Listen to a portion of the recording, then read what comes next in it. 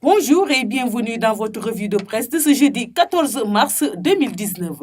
Les sujets politiques résument le menu des quotidiens parvenus ce jeudi au groupe Médias du Sud, lesquels traitent principalement de la rencontre avec la presse. La veille de l'ancien Premier ministre Idrissa Seck, un des candidats malheureux de la présidentielle du 24 février dernier. Les quotidiens reviennent largement sur cette première sortie médiatique du candidat de la coalition IDI 2019 depuis la publication des résultats définitifs de la présidentielle du 24 février dernier, laquelle il avait participé. IDI maintient son second jour, affiche à ce sujet Sud Quotidien rapportant que le candidat de la coalition IDI 2019 a réaffirmé au cours de cette rencontre sa position de rejet de la réélection dès le premier tour du président Macky Sall. Il réclame toujours sa victoire confisquée, note Vox Populi à sa une, en citant l'ancien maire de Thiès. Les populations ont montré leur désir de changement et nous ont donné une victoire claire et nette que le régime veut confisquer. Le sens de la responsabilité et le recul nous ont amenés à ne pas verser dans la violence. Et vous n'avez entendu aucun débordement venant de nous, justifie-t-il dans des propos rapportés par le même journal. De cette manière, IDI s'explique au sujet de l'attitude de l'opposition dont la décision de rejeter les résultats de la présidentielle 2019 n'a pas amené les challenges du président élu à des contestations violentes, même s'ils ont par ailleurs retenu de ne pas faire de recours devant le Conseil constitutionnel.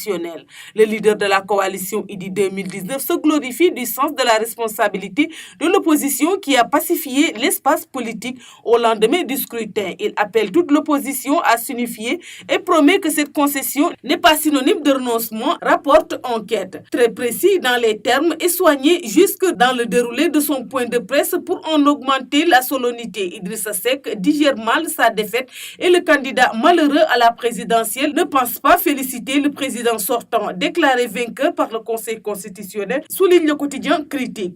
Il ajoute en lieu et place le supposé chef de l'opposition a exigé la libération de Khalifa Sall et des jeunes encore emprisonnés avant de promettre un livre blanc récapitulant les fraudes et imperfections qui ont émayé le scrutin du 24 février dernier. Nous entendons rester mobilisés, assène le candidat de IDI 2019 dans d'autres propos rapportés par l'Observateur. Selon le Témoin quotidien, l'ancien Premier ministre sonne la résistance en appelant ses partisans à se dresser contre la confiscation de la volonté populaire.